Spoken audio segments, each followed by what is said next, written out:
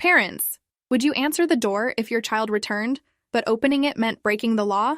My son stood on my porch and I watched him through the security camera on my phone. Caleb's fist pounded against the door. 3 hard, frantic knocks that echoed through my house.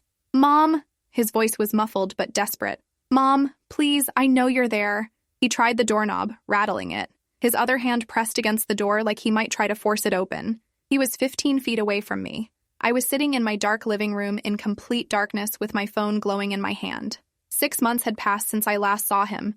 6 months of not knowing if he was alive or dead or hurt somewhere. And now he was here. His fist hitting the door again. Harder this time.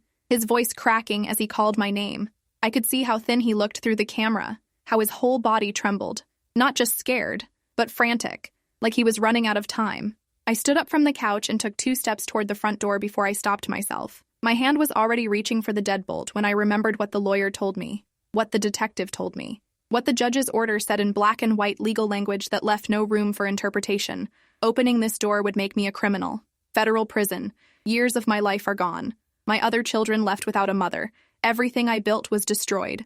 But Caleb was standing right there. His forehead now pressed against my door, and I could see him shaking. He turned to leave, and I watched him take 3 steps down my walkway. Every muscle in my body wanted to run to that door. My finger hovered over the screen. I had Detective Ruiz on speed dial. That was part of the arrangement. The moment Caleb appeared, I was supposed to call. They would be here in minutes. They had people watching my street, monitoring my phone, waiting for exactly this moment. I looked at Caleb's back as he walked away, and my hand moved to the deadbolt. This was the choice. Right now. Let him disappear into whatever darkness he had been hiding in for 6 months, or open the door and accept everything that came with it. I turned the lock. The sound was so loud in the quiet house that I was certain someone outside heard it. Caleb stopped walking. He stood completely still in my front yard with his back to me. I opened the door 6 inches and whispered his name. He turned around, and the look on his face broke something inside me that I did not know could still break. 3 minutes later, Caleb was inside my house, and I had locked every door and drawn every curtain. We stood in my kitchen and did not speak because I think we both understood that the moment we started talking, everything would become real. I could see now how much weight he had lost. His clothes hung off his frame like they belonged to someone else. His face was hollow, and there was a healing cut above his left eyebrow that looked like it had needed stitches but never got them. His hands would not stop shaking. I asked if he was hurt, and he shook his head, but I did not believe him. I asked if anyone followed him, and he said he did not think so, but he was not sure anymore. He said he had been so careful. He had waited in the woods behind my house for hours watching the street. He saw the unmarked car 3 houses down. He knew they were watching for him, but he had to risk it because he was out of options and out of time, and I was the only person left who might help him. I pulled him into my basement because it was the only room without windows. My hands were shaking worse than his now because the reality was setting in. I had just committed a federal crime. In the next few hours or days, someone would find out. Maybe they already knew. Maybe there were cameras I did not know about.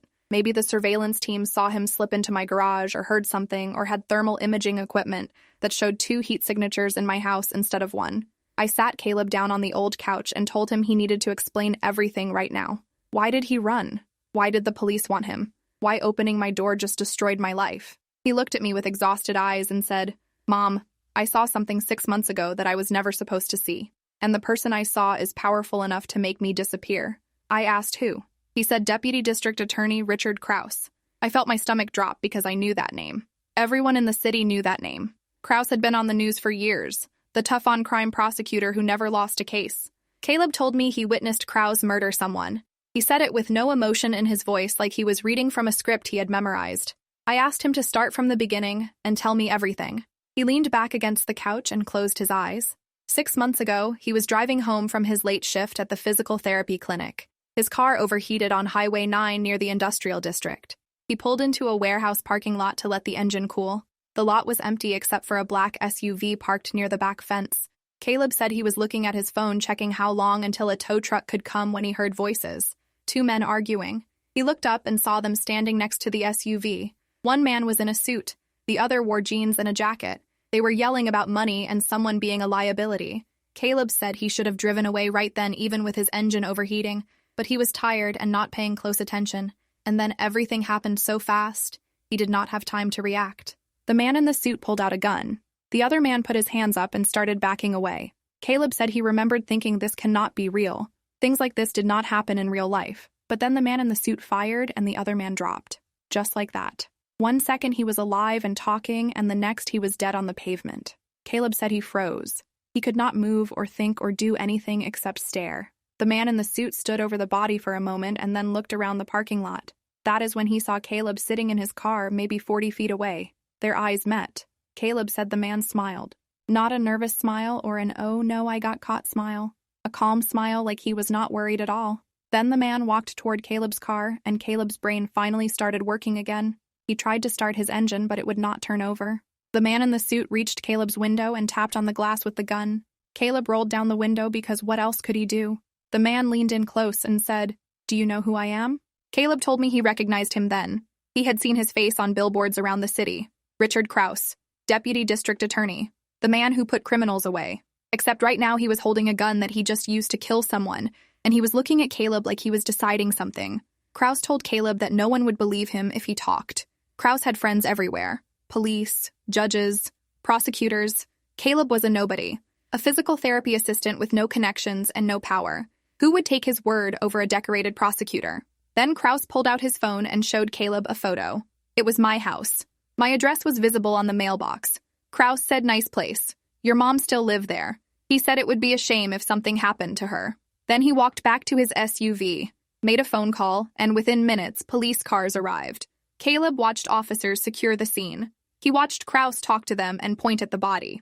He watched them treat Krause like a witness instead of a killer. That is when Caleb understood he could not go to the police. Krause controlled them. Caleb drove home on his overheating engine and spent the rest of that night trying to figure out what to do. He called his friend Leo, who was pre-law, and asked hypothetically what happens if you witness a crime, but the criminal is a prosecutor. Leo said you go to the FBI because they handle corruption cases. So the next morning, Caleb called the FBI field office and asked to speak to someone about a murder. They took his information and said someone would call back within 24 hours. 3 hours later, federal agents showed up at his apartment. The lead agent was a woman named Voss. She had 2 other agents with her, and they all wore suits and serious expressions. Voss told Caleb they had been investigating Krause for corruption for 2 years.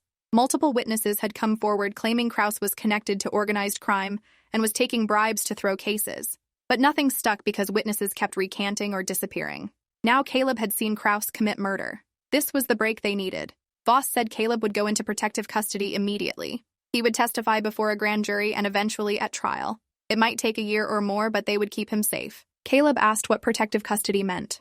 Voss explained he would leave his apartment that day and go to a secure location. He could not contact anyone, including me. He could not go to work or access his bank accounts or use his phone. He would essentially disappear until the trial was over. Caleb said he needed time to think about it. Voss said there was no time. Krause already knew Caleb saw him. Every hour Caleb stayed exposed was an hour Krause could act.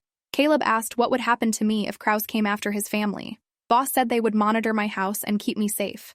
Caleb asked if she could promise that. Voss hesitated. She said they would do everything possible, but she could not make guarantees. That hesitation told Caleb everything he needed to know. The FBI could not protect him or me. Not really. Not from someone with Krause's resources and connections. So Caleb told Voss he needed to go to work and pack some things, and he would meet them later that day at the field office.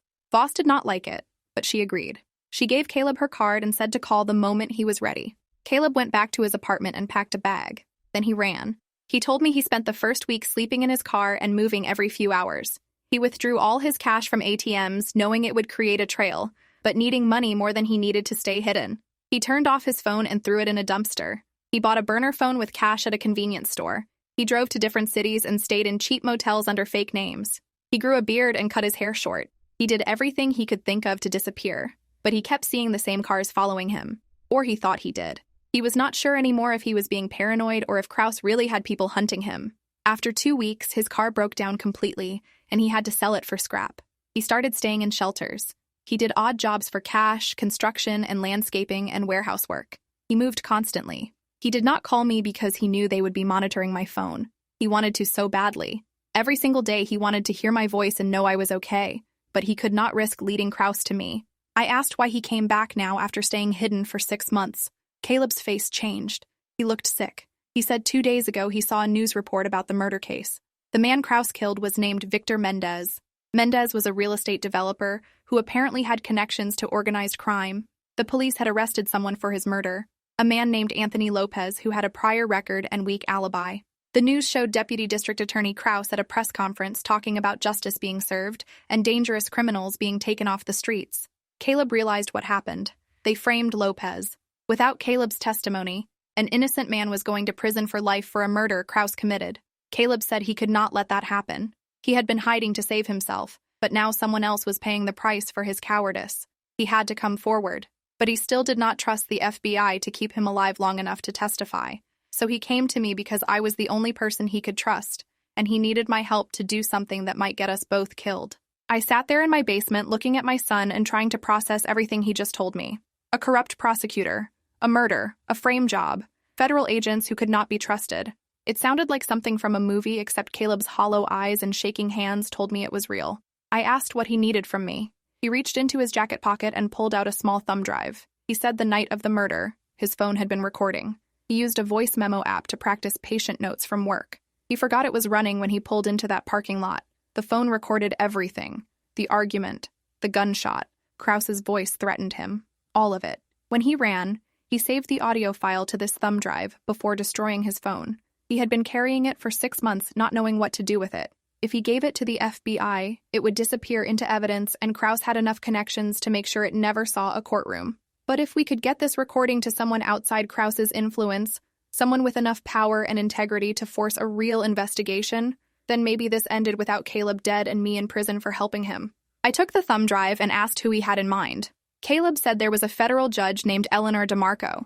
She had a reputation for being incorruptible, and she hated prosecutors who abused their power. If we could get this recording directly to her, she could order an independent investigation that Kraus could not stop.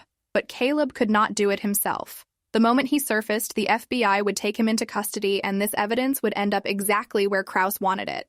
I had to do it. Tomorrow. I had to go to Judge DeMarco's chambers and convince her to listen. I stared at the thumb drive in my hand. It was so small. A piece of plastic barely bigger than my thumbnail. But it held evidence of murder, and it represented a choice I had to make. I had already broken the law by letting Caleb into my house. Now he wanted me to take evidence in a federal case directly to a judge without going through proper channels. I asked if what he was asking me to do was legal. Caleb said probably not, but it was the only way to save Anthony Lopez and stop Kraus. I asked what would happen if I got caught. Caleb said I would probably go to prison. I asked what would happen to my other kids if that happened. Rebecca was in college. Danny was only 13. Caleb started crying. He said, "I'm sorry, Mom. I should not have come here. I should not have put this on you." But I did not know where else to go. I looked at my son crying on my basement couch, and I thought about Anthony Lopez sitting in jail for a crime he did not commit. I thought about Kraus standing at that press conference smiling. I thought about my 2 other children who needed me. I thought about the 10 years in federal prison I was already facing just for opening my door tonight. I had already made one choice that might destroy my life. Now I had to decide if I was willing to make another one. I told Caleb I would do it. I would take the thumb drive to Judge DeMarco in the morning. He looked up at me with red eyes and said, "Are you sure?" I said no. I was not sure about anything except that I could not let an innocent man go to prison, and I could not let my son face this alone. He had come to me for help. What kind of mother turns her child away when he is desperate? Caleb hugged me, and I felt how thin he had gotten. I could feel his ribs through his jacket. I asked when he last ate a real meal. He said he could not remember. I went upstairs and made him food while he stayed hidden in the basement. At 4 a.m., I told Caleb he needed to sleep. I brought him blankets and pillows and watched him lie down on the couch. He was asleep within minutes. I sat on the basement stairs watching him and thinking about what tomorrow would bring. I had to get this recording to Judge DeMarco without the FBI knowing. I had to convince a federal judge to listen to a random elementary school teacher who showed up with wild accusations about a respected prosecutor. I had to do all of this while pretending everything was normal, so the surveillance team watching my house did not get suspicious. The odds of success felt impossible, but the alternative was watching my son run for the rest of his life while an innocent man rotted in prison. I went upstairs to my bedroom and tried to sleep. I could not. I lay there staring at the ceiling, thinking about all the ways this could go wrong. At 6 a.m., I gave up and got ready. I had to get Danny up for school and maintain my normal routine. The surveillance team knew my schedule. Any deviation would raise red flags. I made breakfast and packed Danny's lunch and drove him to school like it was any other Friday. Then, instead of going to work, I drove downtown toward the federal courthouse.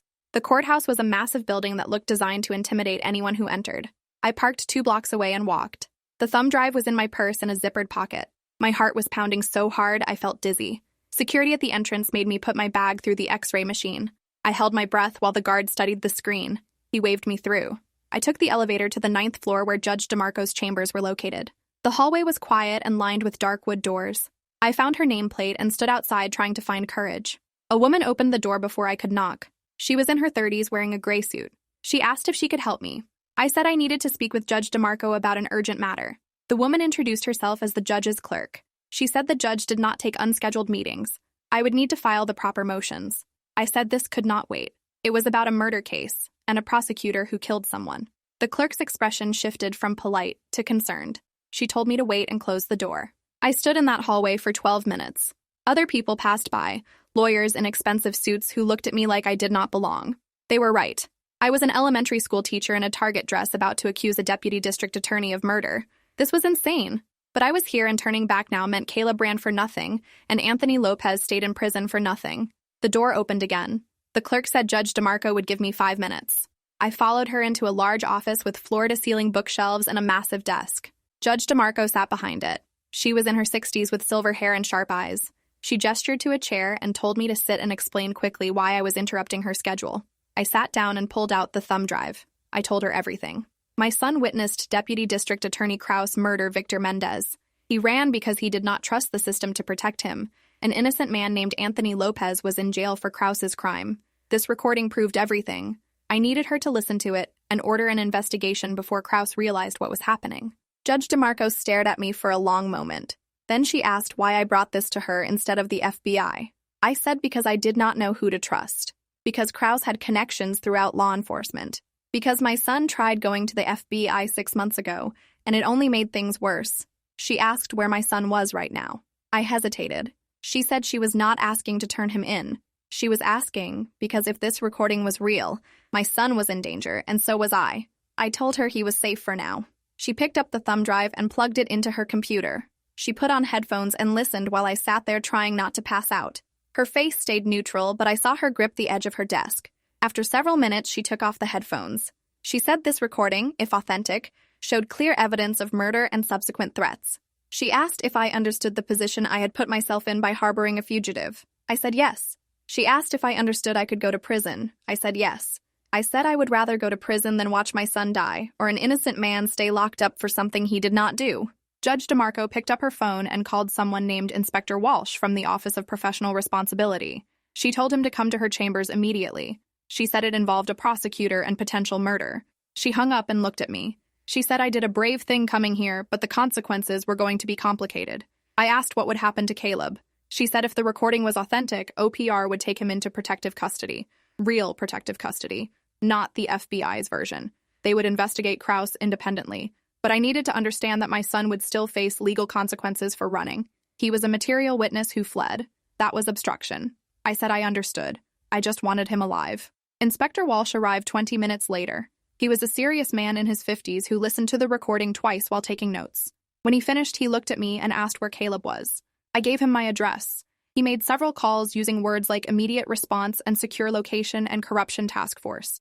He told me a team was being dispatched to my house right now. They would take Caleb into custody and bring him to OPR's secure facility. Then they would arrest Krause. I felt relief and terror at the same time. Relief that this was actually happening. Terror about what it meant for me. Walsh said we needed to discuss my situation. He explained I had committed federal crimes by harboring Caleb. The fact that I eventually did the right thing helped but did not erase the violations. Judge DeMarco interrupted. She said given the circumstances and the fact that I exposed serious corruption, she would recommend leniency, but she could not make promises. That was up to the prosecutor's office. Walsh said he would note in his report that I cooperated fully and brought crucial evidence forward. He said that should count for something, but I needed to prepare for the possibility of charges. I said I understood. He asked if I would give a formal statement. I said yes. I said I would tell them everything. They took me to the federal building, and I spent 4 hours answering questions. They recorded everything. They asked me to repeat details multiple times.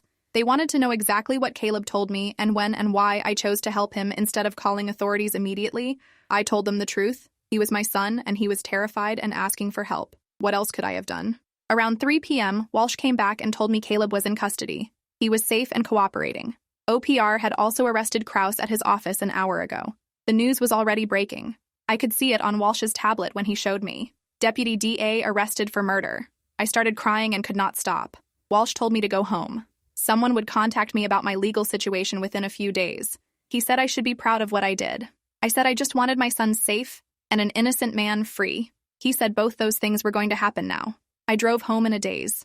The surveillance car was gone from my street. There were no more federal agents watching my house because they had what they needed. I went inside and walked to my basement. The blankets Caleb used were still on the couch. Evidence he had been here. Evidence of everything I risked. I sat down and let myself cry for real. Then I called my lawyer and told her everything. She listened without interrupting. When I finished, she was quiet. Then she said, "Diana, you took an enormous gamble. You could still face prison. But I think you saved your son's life." I said I hoped that was true. She said we would know soon enough. 3 days later, the prosecutor dropped all charges against Anthony Lopez. I watched the news coverage showing him walking out of jail with his lawyer. He looked traumatized, but he was free. The reporter said new evidence proved Deputy DA Krause was the actual killer. Lopez was filing a wrongful prosecution lawsuit. I felt something close to peace watching that. One innocent man saved. Caleb was still in OPR custody, and I was not allowed contact. Walsh called once to say Caleb was doing well and would testify before the grand jury next week. He said Krause's lawyer was already trying to suppress the recording, but it would not work. The evidence was overwhelming. I asked when I could see my son. Walsh said not until after the grand jury proceedings. Maybe a few weeks. I said I could wait. 2 weeks after my meeting with Judge DeMarco, I received a letter from the U.S. Attorney's Office. I opened it expecting charges. Instead, it said after careful review, they decided not to prosecute me. My actions, while technically illegal, were mitigated by extraordinary circumstances and ultimately served justice. They were closing the investigation. I read it 3 times to believe it. I was not going to prison. My lawyer called it the right decision. I called it a miracle. 4 weeks after Caleb turned himself in, OPR released him from protective custody with conditions. He had to wear a monitoring bracelet and stay within the county until Krause's trial, but he could come home. I picked him up from the OPR facility on a Tuesday morning. He walked out looking healthier than the night he showed up at my house. He had gained weight and his face did not look so hollow anymore. We hugged in the parking lot and I told him I was proud of him for doing the right thing. He said he was sorry for putting me through everything. I said he had nothing to apologize for. We both made hard choices. We both did what we had to do. The trial happened 3 months later. Caleb testified for a full day. I sat in the courtroom gallery and watched him tell the truth about what he saw. The recording played in open court. You could hear the gunshot. You could hear Krause's threats. The jury took 4 hours to convict Krause of first-degree murder. The judge sentenced him to life without parole. Watching them take Krause away in handcuffs felt like the ending I needed. 6 months after the trial, Caleb moved into his own apartment and went back to work. Anthony Lopez settled his lawsuit with the city for $2 million. I went back to teaching 3rd grade and tried to rebuild some sense of normal life. One evening, Caleb came over for dinner with Rebecca and Danny. We sat around my kitchen table like we used to before everything fell apart. Danny made jokes about his brother being on the news. Rebecca talked about her upcoming finals. Caleb told stories about difficult patients at the clinic. It felt almost normal. After dinner, Caleb asked to talk to me privately. We went to the porch and he said he had been in therapy working through everything that happened. His therapist helped him understand that I saved his life by opening that door. I told him we saved each other. He asked if I ever regretted it. I said no. Opening that door was the easiest decision I ever made. Everything that came after was complicated, but that moment when I turned the lock, that was simple. He was my son, and he needed help. That was all that mattered. We sat on that porch until late talking about the future instead of the past. For the first time in a year, the future felt like something worth talking about. If you enjoyed this, you'll definitely want to see the next ones too. So subscribe now and let me know your take in the comments.